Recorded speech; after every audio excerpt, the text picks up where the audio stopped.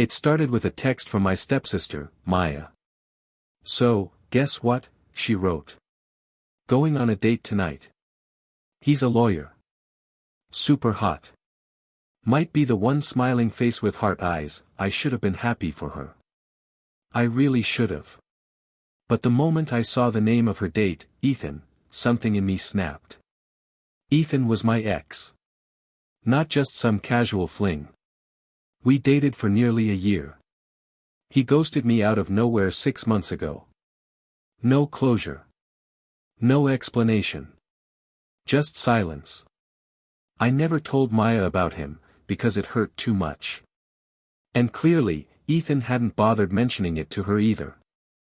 I stared at the message. My heart thudded. She had no idea. I could have let it go. Pretended I didn't care. Let her walk into that dinner, clueless. But I didn't. I decided to do something that would make Ethan regret ever walking away, and make Maya think twice before keeping secrets from me too. And it all started with a single reservation at the same restaurant they were going to. Except I wouldn't be alone. I texted Ethan's ex-fiancée. "Hey Ava. You still wanna expose a liar?" I typed. She replied in less than 30 seconds. "Name the place and time."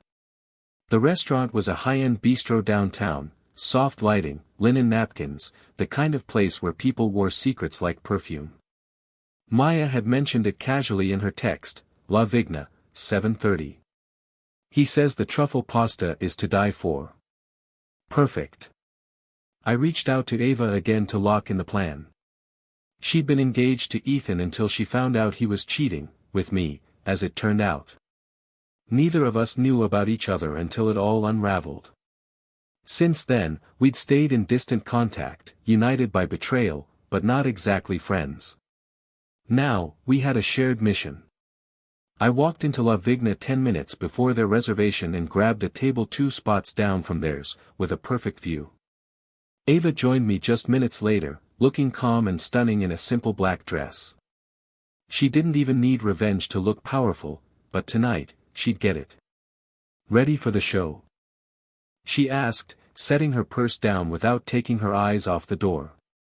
"Born ready," I said, my hands trembling slightly under the table.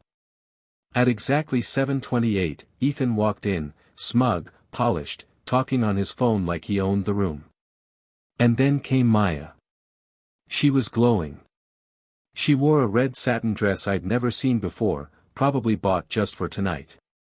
She looked happy. Unaware. Walking straight into the arms of a man who had lied to every woman at our table. They hugged. Sat down. Ordered wine. That's when Ava leaned in and whispered, "How do you want to do this?" I exhaled. "We don't go to them. We make them come to us." And so, we clinked our glasses, loud enough for Ethan to turn his head. When he did, his face turned ghost white. His eyes locked onto Ava. Then me. Then back to Ava. Maya turned around, confused. She glanced at us, then at him. "What's wrong?" Ethan was already sweating. Maya followed Ethan's frozen gaze to our table. Her smile faltered. She squinted, trying to process what she was seeing, me and Ava, calmly sipping wine together like two queens watching a jester panic under pressure. She looked back at Ethan, who was now fidgeting with his collar. "Do you know them?" she asked slowly. Ethan stammered. I mean, one of them, yeah." Maya tilted her head. "Which one?" Silence. That was our cue. Ava and I stood up, walked over to their table, and smiled like nothing was wrong. "Hi Ethan," I said sweetly. "Long time no text." His mouth parted, but no words came out. Maya's head snapped toward me, her brows furrowed. "You know each other?" she asked, now visibly uncomfortable. "Oh, intimately," Ava replied, taking a sip from her glass. "I was his fiancée." Maya's eyes widened. "And I added calmly, was his girlfriend, right after he ghosted her. Maya blinked, stunned. Wait. What? Ethan raised his hands. Okay, this is insane. No, Ava cut in, sharp as glass. What's insane is proposing to me while texting her at 2 a.m. Then disappearing on both of us. Is this some kind of sick setup? He barked. Ava didn't even flinch. No, Ethan. This is called consequences. Maya stood up slowly, chair scraping behind her. Her eyes darted between all three of us, heartbroken and furious all at once. You said you were different, she hissed at Ethan. You said you were finally over your past. Oh, he is, I said with a smirk. Because he burns every bridge behind him. The entire restaurant had gone quiet. Ethan's illusion of control had shattered, publicly, beautifully. Maya stared at him for a final second, then turned to me. You planned this, didn't you? She asked quietly. I nodded. Her lips trembled, not from anger. But from something else entirely. Maya looked down at the table, her fingers curling into fists. Then she did something I didn't expect. She laughed. A short, breathy, stunned laugh. Wow, she said. You actually saved me. Ethan's eyes widened. Maya, no, don't, she's manipulating you. She's jealous, oh, jealous. Maya spun on him, her voice rising. Jealous of what exactly? Your lies. Your recycled dates. Your pitiful little rotation of women you think don't talk to each other. Ethan opened his mouth again, but this time, Maya shut it for him. With a slap. Not hard. Not dramatic. Just loud enough to snap every head in the room. Gasps rippled across the restaurant. Ava raised an eyebrow. I tried not to smile.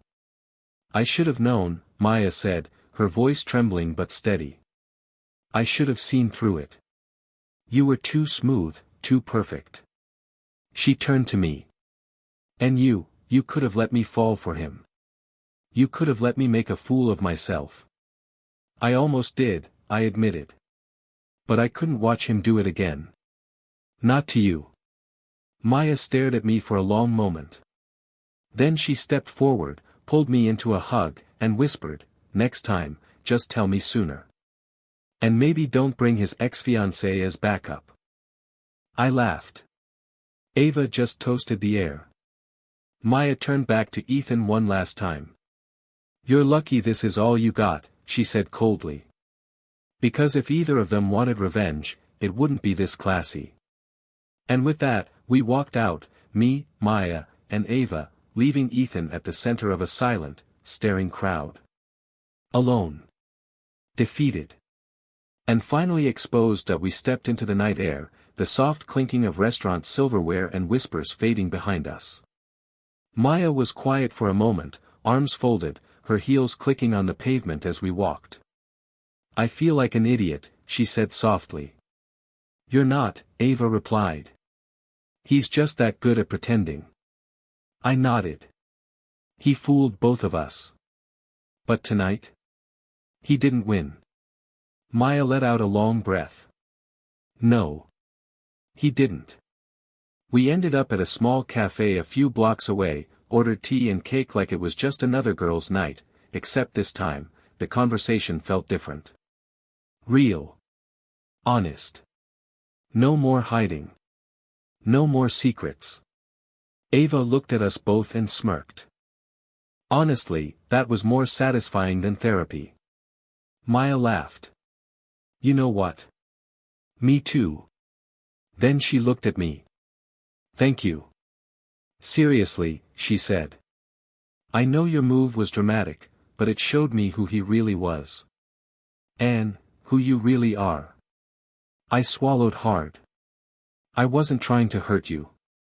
I just didn't know how else to protect you without showing you the whole truth. Well, Maya said with a crooked smile, next time just text me a warning. We don't need an audience every time. We all laughed. And just like that, something shifted between us. 3 women. Once betrayed by the same man. Now bonded by the truth, and a shared refusal to stay silent. Ethan thought he could play all of us. Instead, he became the punchline of his own unraveling story. And we walked away smarter, stronger, and finally, freed out a week later, I got a message. Not from Maya. Not from Ava. But from Ethan. Can we talk? I nearly laughed. Instead, I left it on read. An hour later, he tried again. You didn't have to humiliate me like that. I lost a client because of that scene. I want to explain. I stared at the screen. The same man who had ghosted me. Lied to Maya. Cheated on Ava. Now wanted sympathy. So I sent one reply. Funny. I wanted an explanation 6 months ago. You left me with silence. Now it's your turn. Then I blocked his number. 2 days later, Maya and I had brunch. Ava joined us halfway through. We joked, we vented, we healed. And as we laughed over mimosas, Maya leaned in and whispered, "You know what's crazy?" "What?" I asked. "I actually feel grateful he picked me. Because if he hadn't, I wouldn't have seen who you really are." I smiled. "Messy but loyal." She grinned. "Exactly. Turns out, the best revenge isn't public humiliation. It's moving on, and never looking back. Now it's really the end. A few weeks passed. Life settled. The drama felt like a strange dream we had all woken up from. But then came one last surprise. Maya called me late one evening. "Hey," she said. "You're not gonna believe this. Check your email. I forwarded you something." I opened my inbox. Subject line, regarding Ethan Reynolds, official complaint. It was an email from a law firm. Turns out, Ava, being the savage mastermind she was, had filed an ethics complaint with the state bar. She had documented everything, the cheating, the lies, and the pattern of manipulation involving multiple women. Ethan had apparently been under investigation before. This added fuel to the fire. "They're reopening his file," Maya said. "He might actually lose his license." I blinked at the screen, stunned. "This wasn't part of the plan," I muttered. "No," Maya agreed. "But I'm not mad about it." Neither was I. Sometimes karma doesn't come when you expect it. Sometimes, it just needs a little push. The next morning, I sent Ava a message. "You didn't tell us you were building a case." She replied almost instantly. "Didn't want to jinx it.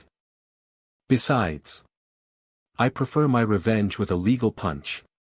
And just like that, the man who thought he could juggle women like hobbies, was about to lose the only thing that made him feel powerful. His career. Now that's justice. A month after the bar investigation started, Ethan went dark.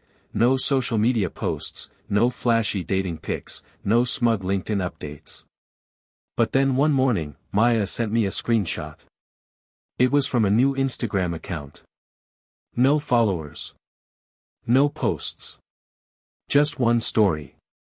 A selfie of Ethan in a car, captioned, "Starting over. People are fake.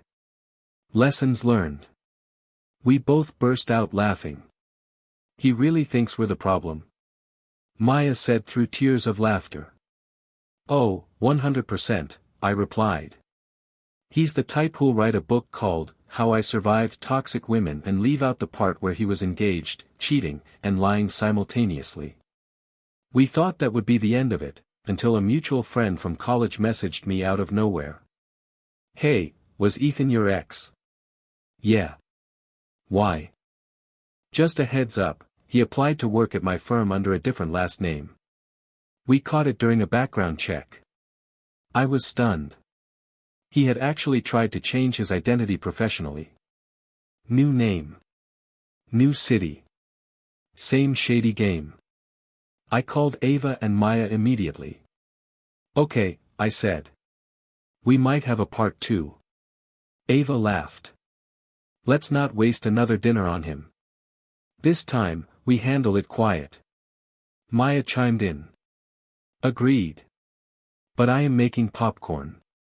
We sent the firm all the info they needed, links, screenshots, timelines. By the next morning, his application was withdrawn. No one said a word to him. We didn't need to. Some people never change. But the women they try to use? We sure do. We get smarter. We get louder. We talk to each other. And most importantly, we never let a man like Ethan rewrite the narrative. Weeks turned into months. Ethan faded into the background like a deleted file, rarely mentioned, barely remembered. Until one night, at a fundraiser gala downtown, everything came full circle. Maya and I were there for her company. Ava showed up with a new date, an actual human male who wasn't a walking red flag. The vibe was elegant, carefree. Then I spotted him. Ethan. In a cheap suit, working valet. He looked up and locked eyes with me for just a second, just long enough to register the shock on his face. And the panic. I said nothing. Ava walked past him like he was invisible. Maya. She slipped him a $5 tip and whispered, "Try honesty next time. It pays better." We didn't laugh. We didn't gloat. We simply walked away. Because real revenge isn't loud. It's watching someone who thought they were untouchable, become completely forgettable. Later that night, as we toasted champagne on the rooftop, Ava raised her glass. To the women who talk, she said. To the women who warn each other, Maya added. I smiled. To never wasting energy on someone beneath us again.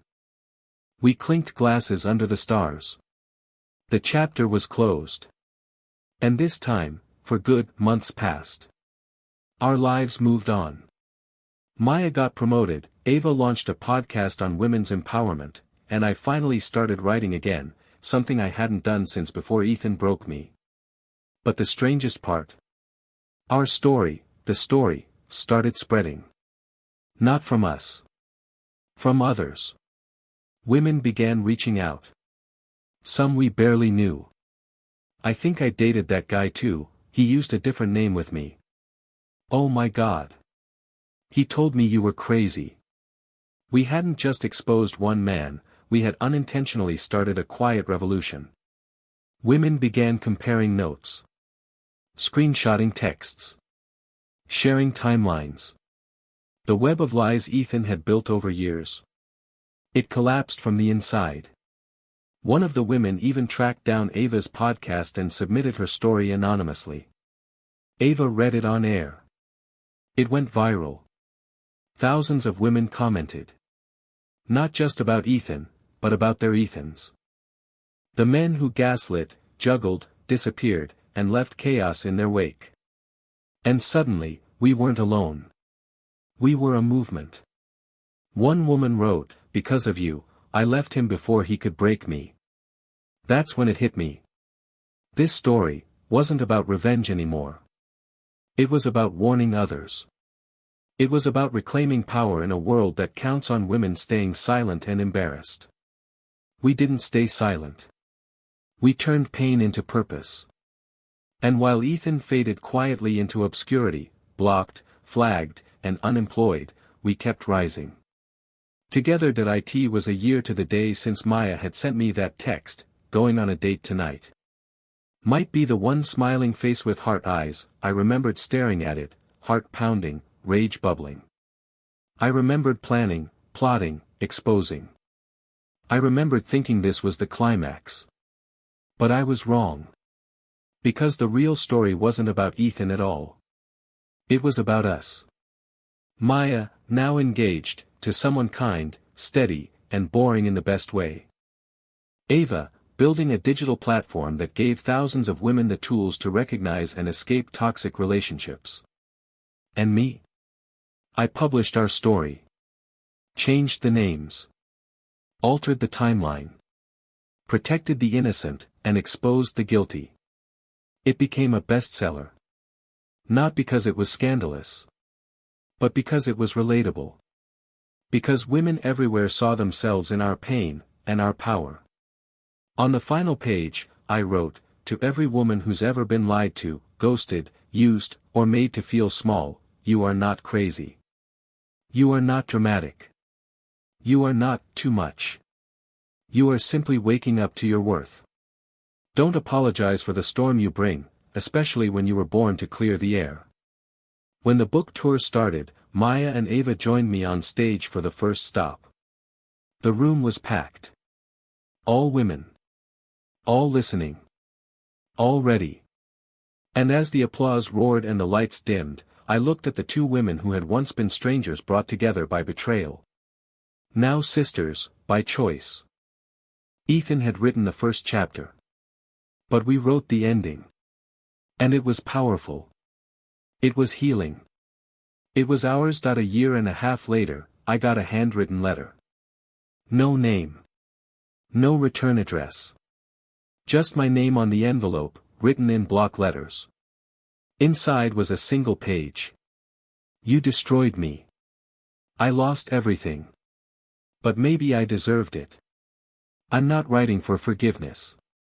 Just to say, you were right. I didn't realize how much damage I caused until it all came back to me. I'm trying to change. I don't expect you to believe that. But thank you for stopping me, before I hurt more people." It wasn't signed. But I knew it was Ethan. And for the first time, I didn't feel anger. I felt peace. Because closure doesn't always come with an apology. Sometimes, it comes when you decide the story is over. That night, I sat on the balcony with Maya and Ava. Wine glasses in hand, city lights glowing around us. "We're done, right?" Maya asked, gently bumping her glass against mine. Completely, I smiled. No more drama. Just peace. Ava raised her glass. "To the girls who fixed each other, after a man broke all of us." We toasted. And in that moment, I knew, we had rewritten the ending. Not just for us. But for every woman who would come after. Because the real power was never in revenge. It was in rebuilding. Together.